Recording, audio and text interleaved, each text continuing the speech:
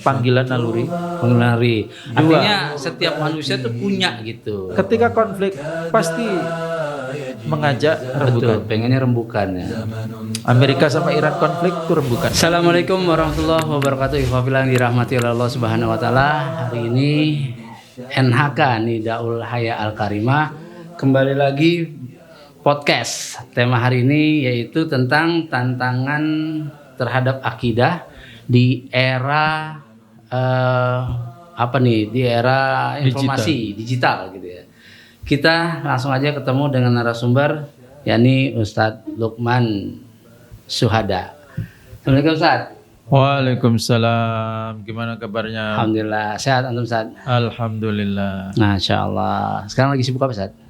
Ya kesibukannya paling saya juga sering bikin video pendek. Terus, oh iya, jangan lupa tuh. Di mana Ustadz? Di YouTube? Di YouTube sama di TikTok. Kalau di YouTube itu nama channelnya Hikmah El Hakimi. Kemudian kalau di TikTok itu El Hakimi saja. El Hakimi saja. Tapi kalau nyari yang ada ad-nya, itu El Hakimi Bekasi. Oh, itu ya. Yang dua-duanya. Oh, yang ada ad-nya. Iya, ada ad-nya. Jangan lupa di subscribe dan juga di follow. Oke. Iya. Ustadz, ini kan gini nih Ustadz. Ya seperti kita tahu kan zaman semakin lama nih semakin kalau dibilang gila Ustadz ya. Iya. Dengan banyaknya informasi yang nggak ada saringannya Ustadz. Iya. Nah, gimana nih Ustadz kiat-kiatnya nih untuk bisa akidahnya terancam banget nih Ustadz? Iya, jadi tema ini sebetulnya tema yang menarik ya, karena memang sebagaimana dalam sabda Nabi dari sahabat Abu Hurairah radhiyallahu anhu bahwa Nabi SAW bersabda, badiru bil a'mal fitanan ka qita'il lailil mudlim. Bercepat-cepatlah kalian melakukan amal soleh, amal kebaikan, karena akan datang fitnah seperti sepotong malam yang gelap. Yusbihur rajulu mu'minan wa yumsi kafiran. Orang di pagi hari mukmin tetapi sorenya kafir. Au yumsi mu'minan wa yusbihu kafiran, atau di sore hari dia mukmin, paginya melewati satu malam itu sudah menjadi kafir. Yabi'utinahu bi'aradim minad dunya. Dia menjual agamanya dengan sepotong dunia. Ini hadis sahih riwayat Imam Muslim. Adapun dalam hadis riwayat Imam Al-Hakim itu kalimatnya ada tambahan yang menggambarkan hadis ini adalah hadis yang berbicara tentang akhir zaman, yaitu baina yaday sa'ati fitanun ka qita'il lailil mudlim. Sebelum datangnya kiamat itu akan ada fitnah seperti sepotong malam. Nah, berarti dua hadis ini kalau dirangkai itu adalah hadis ini membicarakan tentang realita akhir zaman, dan kita semua suka tidak suka, sepakat tidak sepakat, kita sudah berada di akhir zaman. Kenapa? Karena secara indikasi perkembangan teknologi, jumlah manusia, betul, itu rasa-rasanya tidak mungkin 500 tahun lagi sepertinya. Karena apa? Sekarang aja udah laut sudah habis dieksploitasi, seluruh permukaan bumi, gunung, hampir tidak ada hutan yang masih perawan, itu semuanya sudah dirambah. Jadi rasa-rasanya kalau menunggu 500 tahun lagi kayaknya anak cucu kita mungkin nggak kebagian. Artinya bahwa secara tanda-tanda alam dan dengan tanda-tanda akhir zaman, tanda-tanda kiamat itu sepertinya klop bahwa memang manusia sudah demikian maju sehingga memang rasa-rasanya tidak mungkin dunia ini usianya 500 tahun lagi, rasa-rasanya. Jadi kita berada di akhir zaman itu. Feeling karena realita keadaannya ya, zohirnya gitu ya. Iya, artinya hadis-hadis yang bicara tentang tanda-tanda kiamat itu kan juga banyak yang sudah terjadi. Kalau dibilang di situ redaksinya malam itu berarti benar-benar udah nggak bisa diraba gitu atau gimana, Ustaz? Iya, jadi fitnah itu, istilah fitnah itu kan sebetulnya kan apa ya?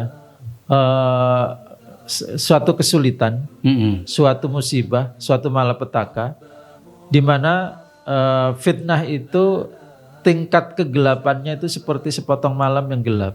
Nah itu artinya kepekatan fitnah, kegelapan fitnah itu demikian gelap meskipun zamannya sedang terang. Nah itu yang menarik kan begitu. Betul.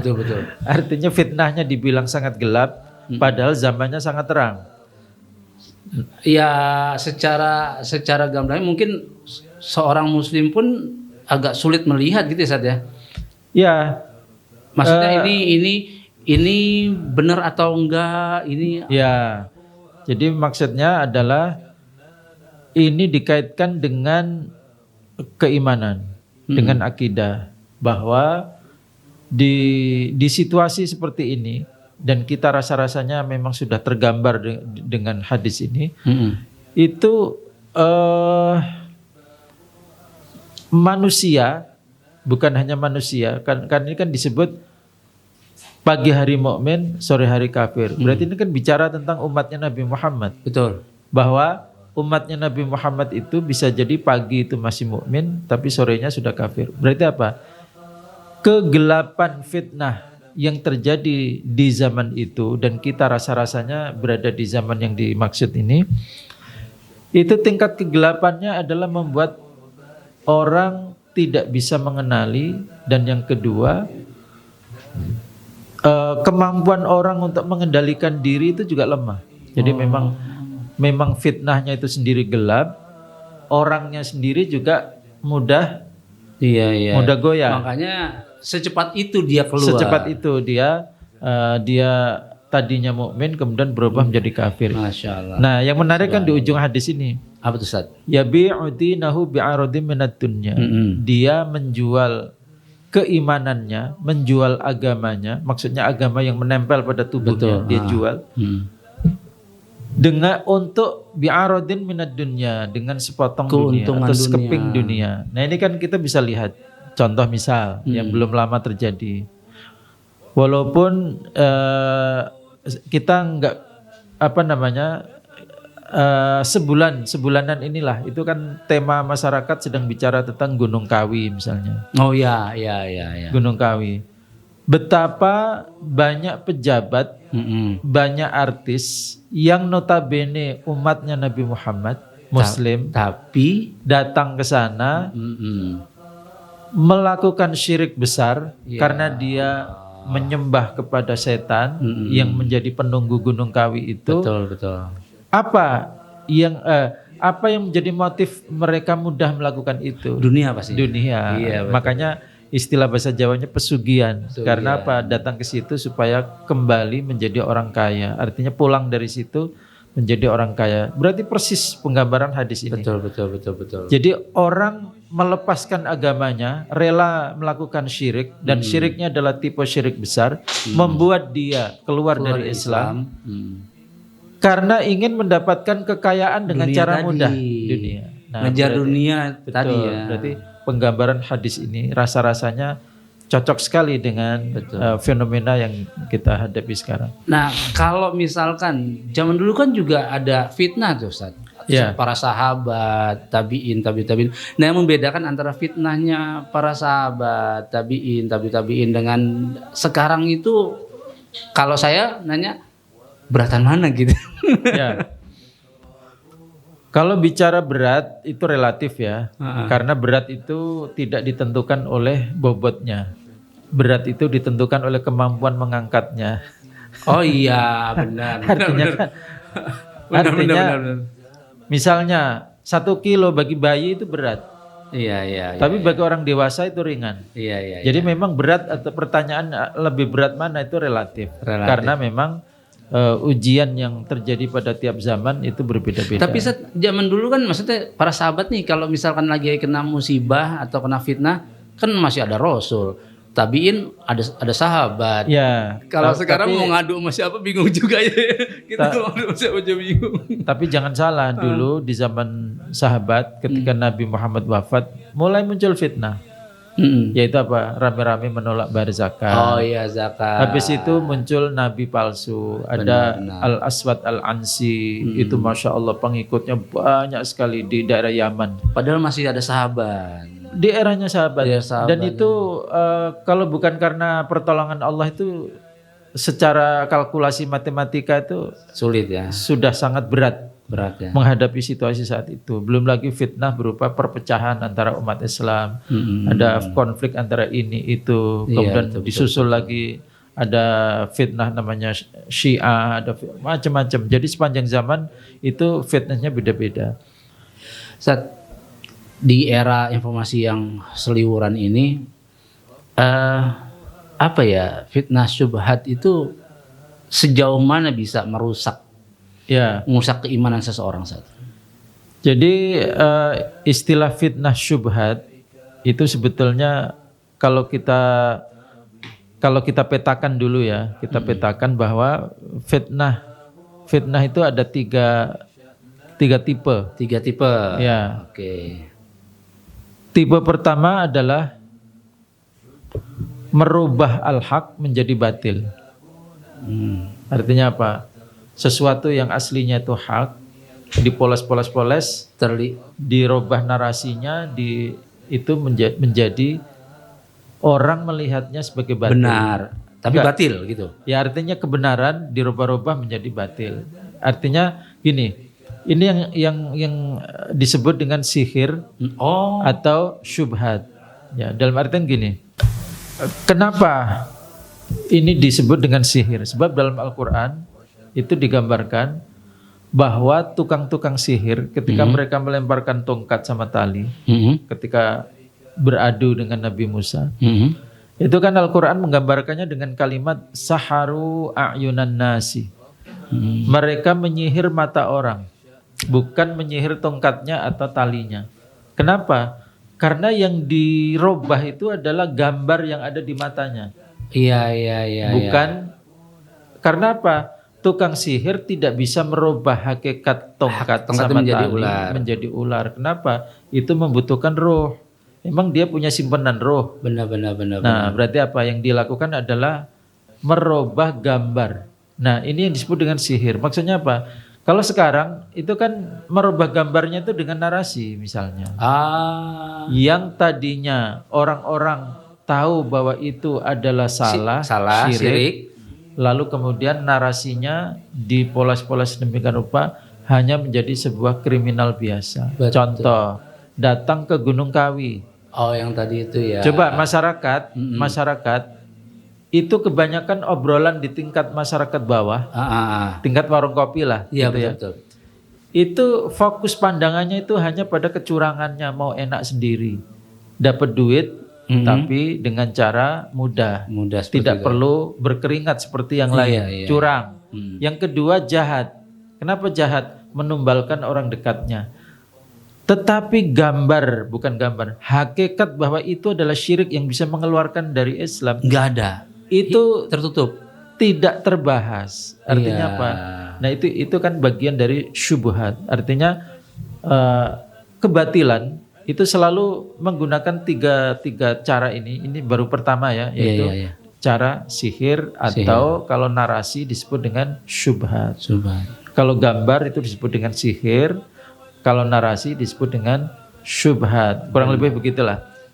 Betul Ustaz. Yang kedua itu memberi kenikmatan dunia. Yaitu apa? Menawarkan syahwat, terpuaskannya syahwat, menawarkan kekuasaan, menawarkan harta, menawarkan popularitas. Betul. Hari ini yang lebih bisa jadi orang lebih tertarik itu belum tentu harta. Bisa jadi lebih tertarik dengan popularitas. Iya betul. Berarti tawaran kenikmatan dunia hari ini itu sedikit bergeser.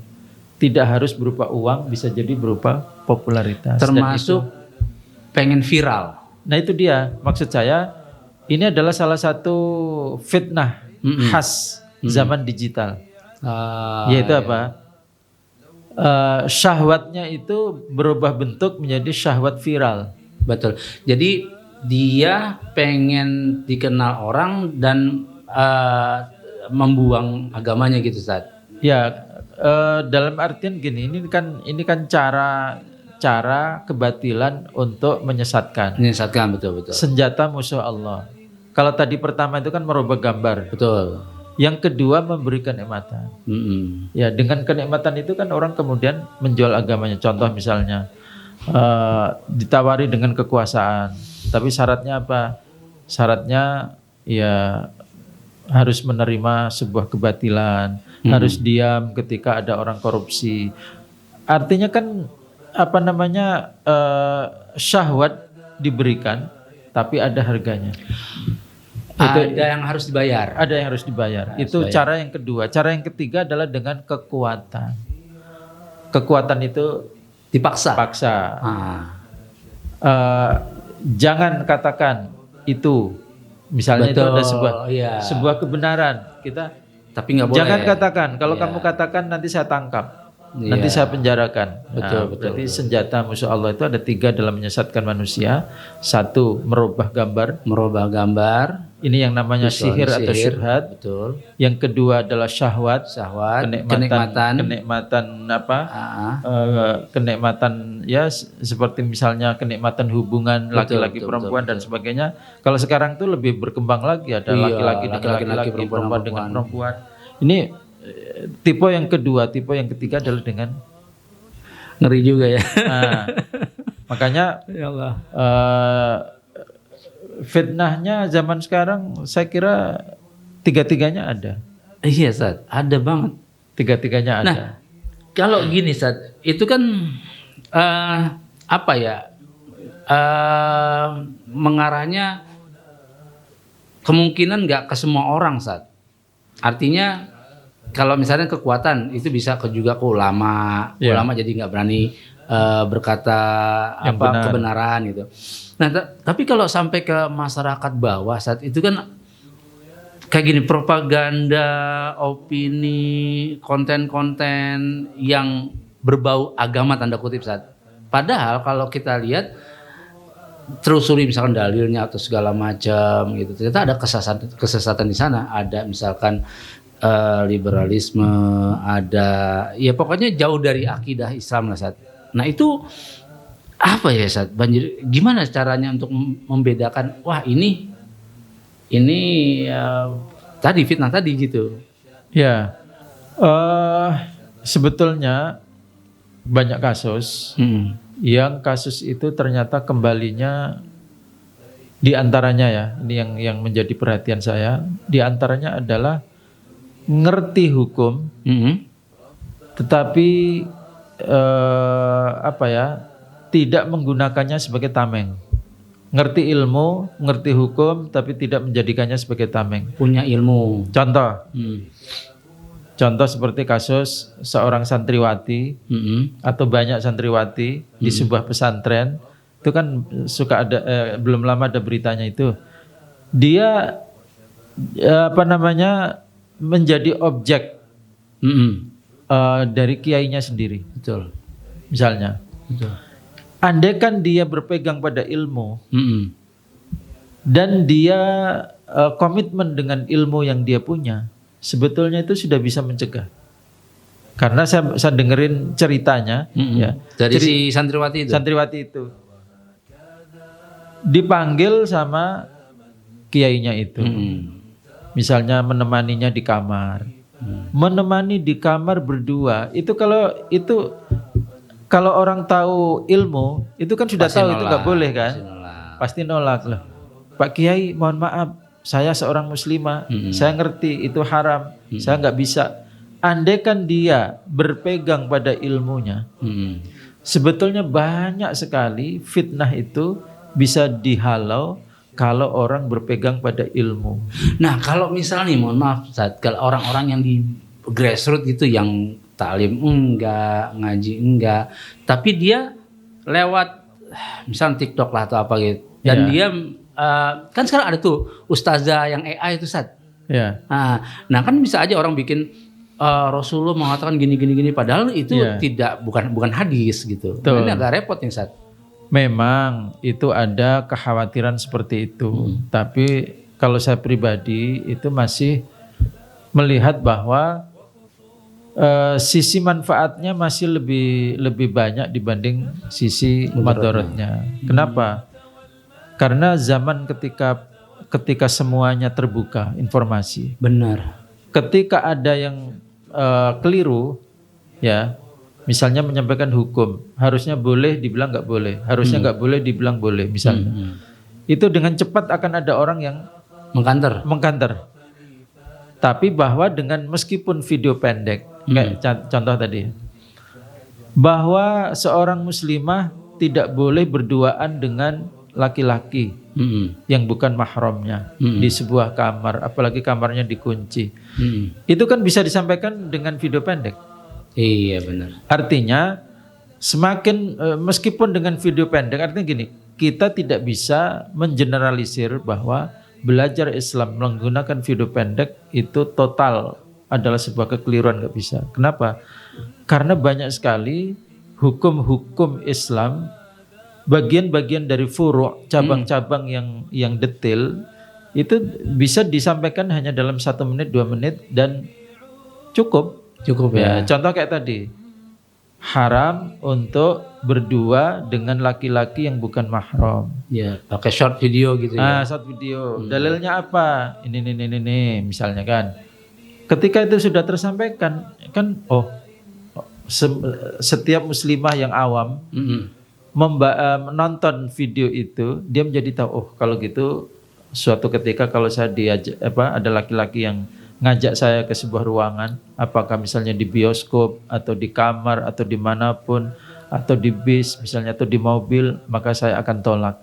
Nah itu kan berarti kita memberikan satu bekal. Betul. Untuk membentengi dirinya. Berarti kemudahan itu berbanding lurus ya Sat, antara maksiat dan dakwah ya. Maksudnya gini, ini kerusakan nih, tapi ketika kerusakan dimudahkan, terlihat mudah gitu Sat.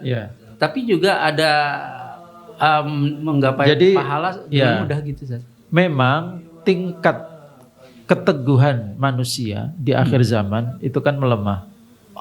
Tingkat keteguhan melemah, tetapi tingkat melek informasinya meningkat.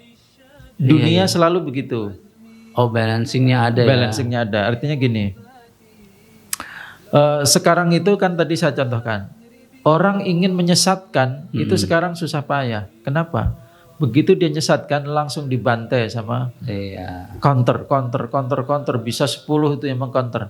Sehingga orang kemudian ngerti, ternyata ini nggak benar. Tapi tetap sunatullahnya ada yang ikut pasti ya. Betul, 1-2. Tetapi coba perhatikan, betapa dengan adanya YouTube itu kebatilan yang tadinya mudah itu menjadi sulit. Contoh, dulu awal-awal YouTube saya masih ingat tahun-tahun kapannya 2010-an. Itu orang-orang Syiah itu dengan bangga sekali memposting melukai tubuhnya di punggungnya itu. Darah-darah gitu ya. Itu kan memberi efek apa? Penonton ngeri dengan Syiah. Maka Syiah akan mengalami kerugian. Betul. Secara apa? Secara persepsi, opini. Betul. Nah, maka kemudian sekarang apa? Itu tidak ditampilkan di tahun-tahun belakangan. Sulit untuk lihat video itu ya. Yang ditampilkan itu cuma lari-lari, nepuk-nepuk kepala, gitu-gitu ya. Kenapa? Artinya apa? Sesuatu yang dulu dengan mudah didoktrin, lakukan itu, ya kan? Sekarang dengan era YouTube, mereka mendoktrin, direvisi doktrinnya. Jangan terlalu memperlihatkan horor seperti itu. Jangan ekstrim banget, ntar kita nggak laku gitu. Nanti nggak laku. Artinya apa? Ajaran-ajaran yang nggak benar itu dengan mudah dipatahkan oleh keterbukaan. Betul. Contoh misalnya, antum nonton debat di YouTube antara Muslim dengan Nasrani. Itu hampir tidak ada yang bisa mengalahkan argumennya Muslim. Sehingga apa? Rata-rata semua orang mendengar ya. Berakhir, ternyata Trinitas itu kelemahannya begini. Dari Ahmad Didat, Zakir Naik, gitu ya. Nah itu tadi yang saya bilang, tingkat melek informasi naik, karena yang batil itu tidak akan bertahan. Begitu muncul langsung dibantai dengan yang dai yang lurus. Benar. Misalnya bawakan hadis nggak jelas. Iya. Entah dari mana hadis ini. Lah itu gampang di searching sekarang kan, tanya aja AI itu hadis hukum apa, statusnya apa hadis itu. Iya. Dengan mudah kita sendiri itu bisa mengcounter hadis ini. Apalagi kitab-kitab udah banyak online. Apalagi kitab online banyak, kemudian YouTube juga akan banyak yang mengcounter. Berarti apa? Tingkat melek terhadap kebenaran itu meningkat. Alhamdulillah. Alhamdulillah. Posisi artinya apa? Perkembangan ini adalah suatu kemewahan yang dulu tidak dimiliki. Orang dulu mudah sekali didoktrin. Betul. Suruh begini, suruh begitu, nurut aja. Kenapa? Lah dia nggak pernah nonton YouTube, YouTube-nya belum ada. Gurunya ya cuma satu itu di kampung itu, gitu kan? Benar. Gitu loh. Jadi sekarang informasi ya harus ke situ gitu. Sekarang orang jualan doktrin itu sudah sulit. Berarti apa? Peluang besar untuk kita menyebarkan kebenaran. Ikhwafillah. Ini buat kita nih satu keuntungan Buat ya. kita, betul. Jadi share, kalau nggak bisa bikin konten, share aja ustadz-ustadz yang itu ya, tinggal di share aja. Ikut nge-share itu. Ya. Walaupun video pendek, yang penting isinya itu fokus. Betul. Misalnya, misal hanya dalam 2 menit bicara tentang niat itu apa sih, misalnya gitu ya. Niat itu sebetulnya gini. Oh, orang ketika nonton itu kemudian ngerti. Oh, niat itu kayak gitu. Itu nggak apa-apa, bisa cukup gitu. Artinya dari potongan sekali dia nonton masalah niat, kemudian nanti gimana niat itu boleh nggak kalau seandainya amalannya A tapi niatnya B, itu ada video pendek lain lagi yang kemudian nyambung, lama-lama itu menjadi sebuah ilmu yang utuh. Maka tadi yang saya bilang apa? Tingkat melek kebenaran, tingkat melek ilmu itu kita terbantu oleh teknologi. Sehingga orang yang mau memalsukan kebenaran itu nggak punya ruang, nggak punya tempat, karena pasti akan dibantai dengan yang Sahih Bukhari, Sahih Muslim segala macam. Ucapan Anda itu nggak ada dasarnya kan gitu. Itu langsung tumbang. Coba perhatikan, dai yang tidak ilmiah itu makin nggak laku. Betul. Hanya menjual guyonan. Sekarang itu harus ilmiah, sebab kalau nggak ilmiah itu ditertawakan orang. Nah, ini yang kedua tadi yang saya sampaikan apa? Tapi, ada tapinya. Apa tuh, Ustaz? Tingkat keteguhan orang berpegang kepada kebenarannya yang melemah. Harusnya kebalikan dengan zaman dulu, keteguhan kuat, orang memegang kebenaran kuat, informasinya, tapi akses untuk melihat informasi itu kadang-kadang tertutupi oleh bahwa gurunya hanya kenal itu. Benar. Tidak pernah pergi ke kampung lain, tidak pernah pergi ke kota lain, tidak pernah ketemu dengan guru lain, sehingga apapun yang disampaikan gurunya itu adalah kebenaran. Mau ke rumah Imam Malik jauh. Gitu.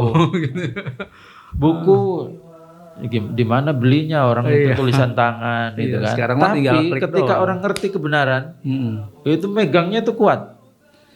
Berarti untuk meneguhkan gitu ya, meneguhkan keimanan seorang, orang tersebut memang umat Islam harus terus belajar saat ya. Betul, makanya perlu dilakukan hal-hal yang bisa menguatkan. Contoh misalnya dia mesti bergaul dengan komunitas orang-orang baik, berkumpul, berkomunitas. Jangan berkomunitas dengan orang yang buruk, sebab nanti akan ketularan buruk. Benar. Agama seseorang tergantung teman ya, Ustaz ya. Betul. Nah, itu artinya upaya-upaya untuk apa? Kelebihan berupa kekayaan informasi yang demikian hebat, itu tetap dikombinasi dengan keteguhan pendirian.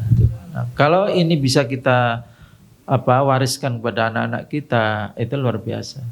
Berarti kita memiliki 2 keunggulan. Satu, keunggulan informasinya mudah diakses. Yang kedua, keteguhannya tetap terjaga. Nah, itu saja sih PR-nya.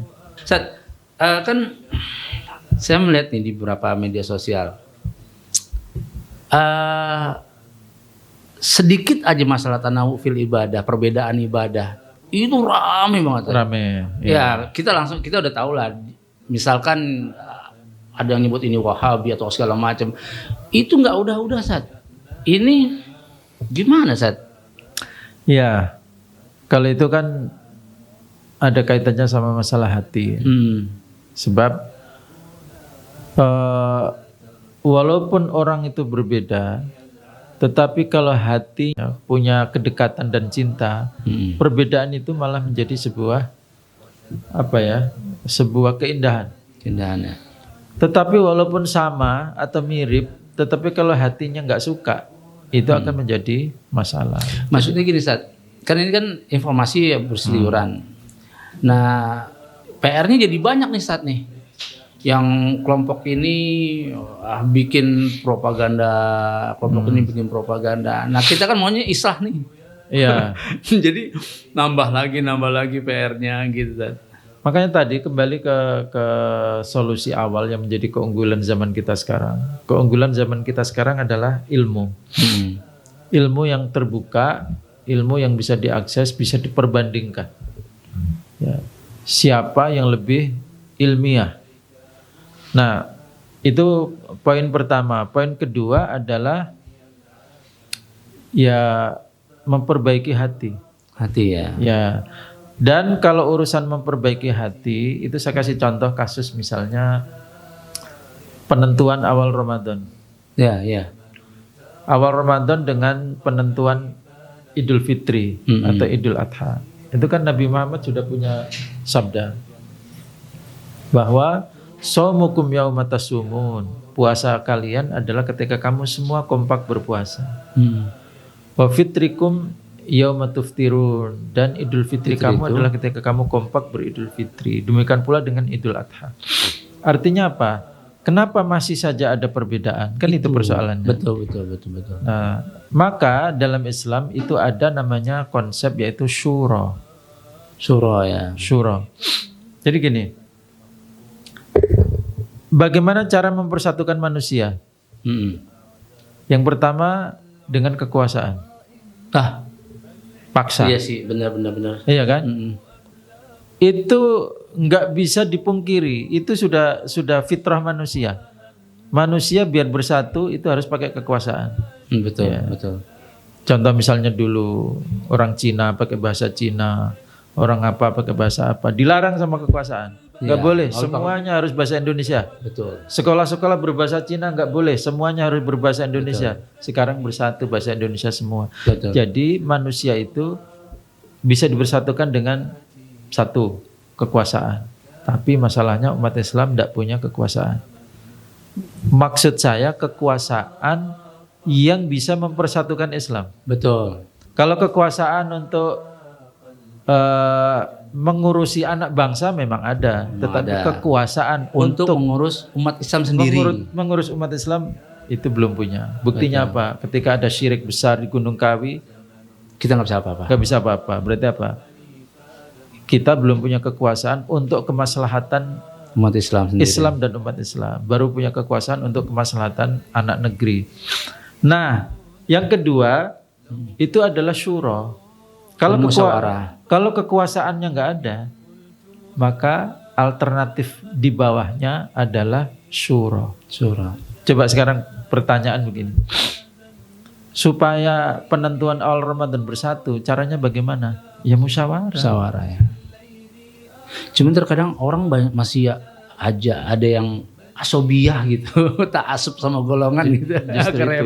Itu tadi kan masalah hati. Nah, makanya salah satunya itu adalah ilmu tentang syura perlu disebarkan. Betul. Contoh ayat yang menjelaskan perintah syura itu sangat menarik.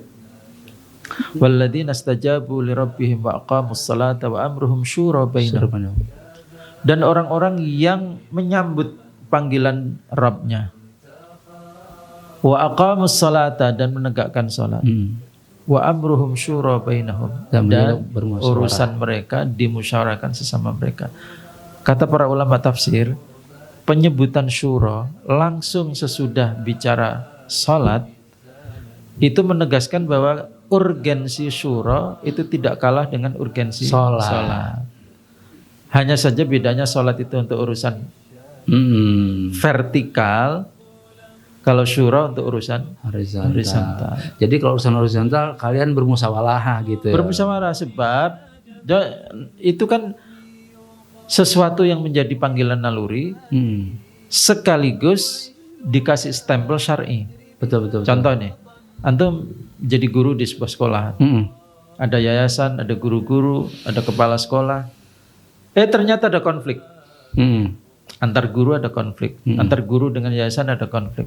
Pertanyaannya, naluri kita tanpa baca ayat, apa yang akan kita lakukan untuk mempersatukan guru yang konflik itu? Rembuk lah gitu. Pasti. Berarti apa? Undang untuk duduk bersama. Iya. Berarti apa? Itu adalah naluri manusia dan distempel oleh syariat. Yang ketiga, dicontohkan oleh Nabi dalam kasus perang Uhud. Jadi ketika Nabi Muhammad dapat berita orang-orang Quraisy sudah dalam perjalanan ke Madinah, maka Nabi Muhammad bermusyawarah karena manggil sahabat ya. Manggil para sahabat, gimana nih gini? tokoh-tokoh. Ya, betul. Kita mau ngadepinya di dalam kota atau di luar kota. Benar. Ternyata kelompok muda bersikukuh di luar kota di Uhud. Padahal Nabi sendiri pengennya lebih berpendapat di dalam kota. Iya. Berarti apa? Menarik. Seorang Nabi, utusan Allah yang dapat wahyu, itu rela meninggalkan pendapatnya sendiri. Betul. Lalu mengambil pendapat kaum muda ini. Dan ketika sudah disepakati dalam majelis itu, ternyata anak-anak muda yang bersikukuh tadi itu punya pikiran yang nggak enak. Mereka kemudian teringat, teman-teman, kira-kira gitu ya. Kok kita songong sih? Teman-teman, kok kita songong amat ya, maksa Nabi, maksa sesepuh untuk. Kalau nanti ada apa-apa gimana? Kita merasa bersalah dong, gitu kan. Oh iya ya, mikir akhirnya mereka ngirim utusan, nemuin Nabi. Ya Rasulullah, kami anak-anak muda, setelah kami pikir-pikir, setelah musyawarah, kami ikut ajalah dengan pendapat kaum tua. Iya. Apa kata Nabi? Seorang Nabi kalau sudah memakai baju perang, pantang untuk dilepas kembali kecuali perangnya sudah selesai. Artinya apa? Nabi itu mencontohkan praktek syura dengan praktek yang paling radikal. Dalam artian apa? Nabi punya pendapat, tapi ditinggalkan pendapatnya untuk mengikuti mayoritas musyawarah. Artinya apa? Orang mungkin punya madhab, wahdatul matlak lah, ta'adudul matlak. Betul. Orang punya pendapat ini, itu pendapat macam-macam. Itu kan pendapat Nabi juga punya pendapat. Benar, Ustaz. Nah, ini Nabi gitu. Ini Nabi mau mengalahkan pendapatnya sendiri demi persatuan umat supaya kompak menghadapi musuh di. Jangan ta'assub ya, Ustaz. Nah, jangan ta'assub. Artinya gini. Dulu kan Dulu kan orang ada yang fanatik. Pokoknya kalau imamnya kunut, ya sudah, madzhab saya nggak kunut, maka saya nggak mau kunut. Bisa gitu kan? Iya. Padahal menurut para ulama harusnya nggak gitu praktek sholat.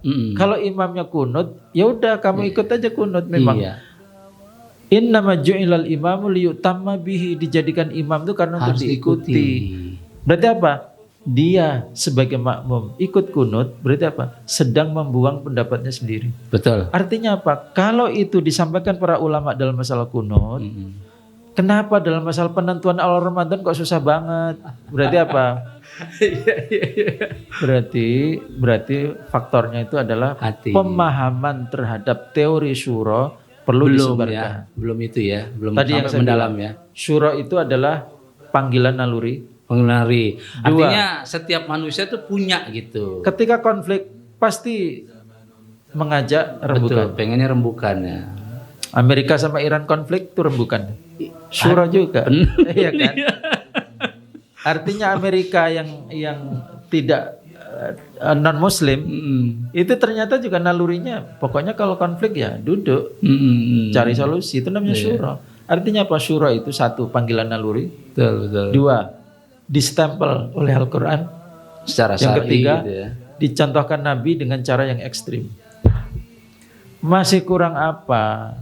Ibaratnya gini, ibaratnya kalau kita berbicara presiden kalau punya pendapat ya udah, majelis rakyat udah bersama, makanya ya tinggalin aja. Makanya gitu. saya sekarang kalau ditanya, Ustadz, ini awal Ramadannya kapan? Tunggu aja pengumuman pemerintah syura. Ya ngapain kita punya pendapat, orang malah Betul. akhirnya apa? Akhirnya kita sombong dengan pendapat kita sendiri. Akhirnya kita Berarti merasa benar. bisa dikatakan gini ya, Ustaz. Ukhuwah itu ada satu level di atas fikih. Ukhuwah itu kan akhlak ya, itu kan karakter hati. Itu nggak ada kaitannya sama fikih sebetulnya. Dengan perbedaan itu kan harus mendahulukan ukhuwah gitu, Ustaz. Betul. Artinya fikih itu dalam kasus tertentu itu dikalahkan oleh agenda persatuan. Contoh misalnya Idul Fitri. Iya itu. Idul Fitri itu memang masalah fikih, tapi dia masalah fikih yang unik. Kenapa? Karena dia berupa syiar. Betapa tidak enaknya, betapa tidak nyamannya ketika orang harusnya bergembira. Satu rumah, bapaknya masih puasa, anaknya sudah lebaran. Iya. Berarti apa? Kegembiraannya itu nggak sempurna. Iya. Yang sini harus makan, yang sini haram untuk makan. Betul. Itu kan fikih.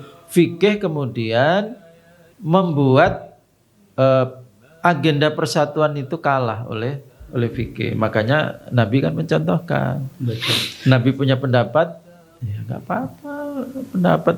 Nah, Ustaz, pertanyaan berikutnya nih, Ustaz. Di era yang penuh dengan arus informasi yang luar biasa nih, sampai maksiat itu nggak kulo nuwun tok assalamualaikum gitu, enggak, langsung masuk ke HP nih, Ustaz. Ya. Nah, untuk menjaga, yang membentengi anak-anak kita lah, Ustaz. Ini buat para orang tua, ya.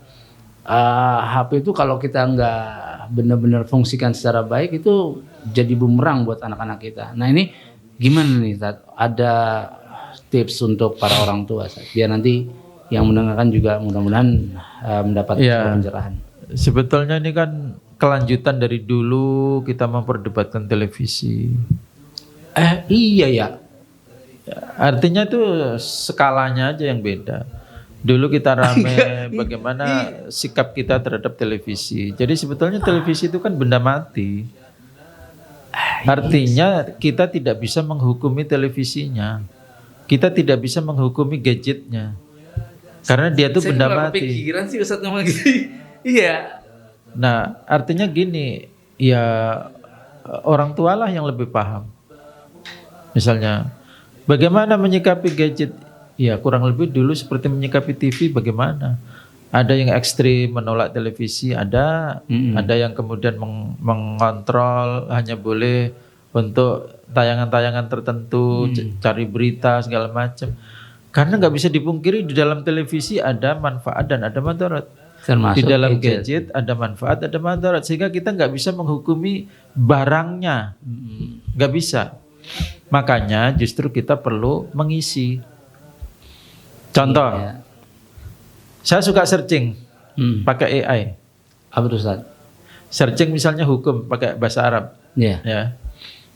Itu ternyata hasil jawaban AI itu mengacu kepada tulisan-tulisan, makalah-makalah dari situs yang populer dibuka orang. Iya, pasti. Nah, artinya logaritma. Betul. Jadi apa bunyi AI menjawab itu tergantung asupannya. Artinya berarti kita perlu melakukan di anak tangga yang lebih bawah, yaitu apa? Mengisi. Daripada gini, salah satu yang mendorong saya untuk kemudian terjun bikin konten. Kenapa? Rasanya pertanggungjawaban saya di akhirat akan bermasalah kalau apa? Saya punya ilmu, tetapi saya cuma jadi penonton. Iya. Harusnya saya punya ilmu, saya memberi alternatif. Sehingga apa? Ketika orang scroll dari 4 misalnya scroll 4 kali. Harusnya 4-4-nya itu yang mungkar. Yang mungkar. Paling enggak karena normal. Ada video saya, iya kan? Iya, normal. Satu muncul alternatif tontonan yang isinya ilmu. Lah kalau TikTok, YouTube itu dipenuhi dengan konten-konten dakwah, isinya itu kebaikan. Kan ketika orang scroll itu kan Iya, iya. dari 10 kali scroll Mm-mm. itu paling cuma 1 ketemunya yang nggak benar, 9 ketemunya benar gitu. Jadi kita nggak bisa melawan ini barang, nggak bisa. Karena emang sudah eranya ya, Sudah zamannya.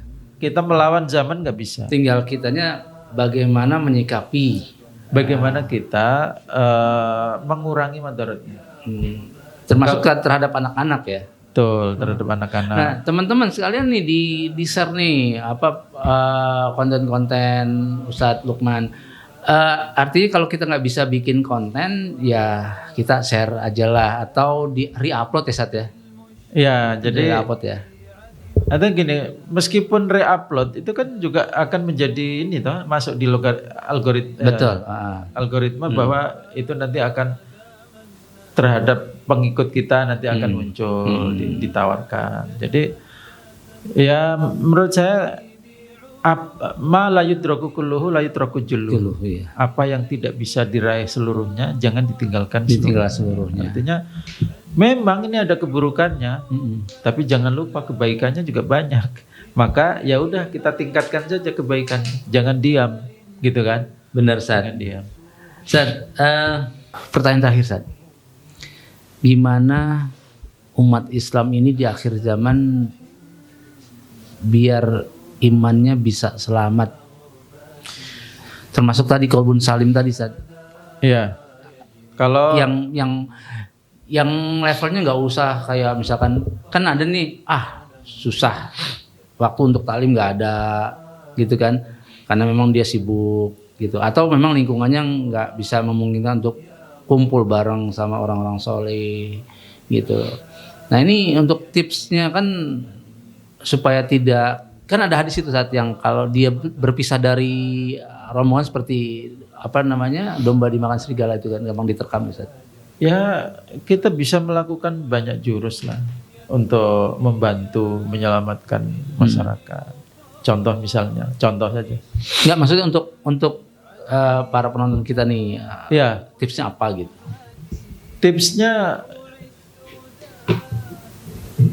Tipsnya adalah sebagaimana yang ada di dalam syariat kita, bahwa kenapa keimanan itu yang paling ditekankan itu kan 2. 1 iman pada Allah, 2 iman pada hari akhir. Bukan berarti yang lain nggak penting, tapi 2 ini memang menjadi penentu. Kenapa? Konsep iman kepada hari akhir atau akhirat itu akan menjadi kunci orang itu lurus atau tidak. Artinya tergantung kita sebagus apa dalam mengajak umat Islam untuk selalu aktual dengan ingatan akhirat. Ketika itu tidak mampu kita lakukan, berarti akan sejauh itu penyimpangan yang terjadi pada umat Islam. Karena memang iman pada akhirat itu merupakan alat pengendali yang paling ideal, paling bagus, dan menjadi kekhasan Islam. Jadi setiap kita harus sering-sering mengingat akhirat saja. Mengingat akhirat, mengingat kematian, alam barzah, mengingat tentang hisab. Ya ilmu-ilmu biasalah, cuman itu kalau sering diaktualkan itu kan menjadi nasihat. Nah umat muslim juga nggak harus punya ilmu kayak para ulama kayak segitu nggak Sat ya? Nah makanya tadi untuk masyarakat awam belajar dari video pendek nggak ada masalah, karena itu akan memberi ilmu-ilmu pendek yang nanti kalau disusun itu menjadi puzzle yang urut juga. Bener. Kalau butuh apa misalkan pengen tahu tentang puasa tinggal searching saja. Paling justru yang perlu itu sebenarnya gini. Misalnya nih Nidaul Hayah Al-Karimah itu punya koleksi channel-channel yang mendapat rekomendasi. Misal itu disusun channel yang verified lah, dalam artian apa? Iya, rekomendasi untuk dalam artian narasumbernya insya Allah lurus. Misalnya dalam bab sirah nih dalam bab ini nih, Iya. dalam bab fikih nih, dalam bab ini iya, nih, iya gitu juga kan. ya. Jadi umat nih kalau mau nyari cerita tentang Biar nggak nyari sendiri, Betul. dibantu dicarikan. Benar. Nah, disusun lalu disebar. Itu diantaranya supaya apa? Barang ini tidak isinya tuh madarat semua, tapi isinya tuh malah dia subscribe di channel-channel yang memang akan membantu mengarahkan ke jalan yang lurus. Benar, Ustaz. Walaupun tidak bisa dijamin 100% bahwa fulan, ya kita manusia. Ya, tapi Ada satu dua mungkin yang bikin polemik segala macam, yaitu manusiawi. Nggak bisa kita menghilangkan itu semua. Tapi kita kenal lah orangnya, bahwa dia belajarnya di mana, dia madhabnya seperti apa, akidahnya bagaimana. Tentu kan kita nggak mungkin merekomendasikan misalnya kajian akidah tapi dari Syiah, yang nggak mungkin juga kan. Nah itu bagian dari sebuah lembaga seperti Nidaul Haya Al-Karimah ini bisa melakukan mitigasi, melakukan mitigasi, ikut berperan ya. ikut berperan untuk menyelamatkan umat. Ketika kita nggak bisa membuang ini, ya kita arahkan supaya lebih bagus. Masya Allah. Ya kalau misalnya channel saya termasuk yang direkomendasikan, ya alhamdulillah. Saya kan gitu ya. Kami merekomendasikan Ustadz Lukman. Tinggal cari aja Lukman Suhada. Nanti di deskripsi video di deskripsi tadi cantumin video channelnya beliau insyaallah. Mudah-mudahan ini menjadi jariah bagi kita Ustadz ya. Ustadz jazakallahu khairan Ustadz. Ya, udah mau datang. Sama-sama. Baik Wafilah, sampai di sini perbincangan kita tentang menjaga akidah di era informasi teknologi yang luar biasa. Tinggal kita mau mengambil bagian dalam kebaikan atau kita memang hanya diam aja gitu kan, penonton aja. Jazakallahu khairan. Assalamualaikum warahmatullahi wabarakatuh.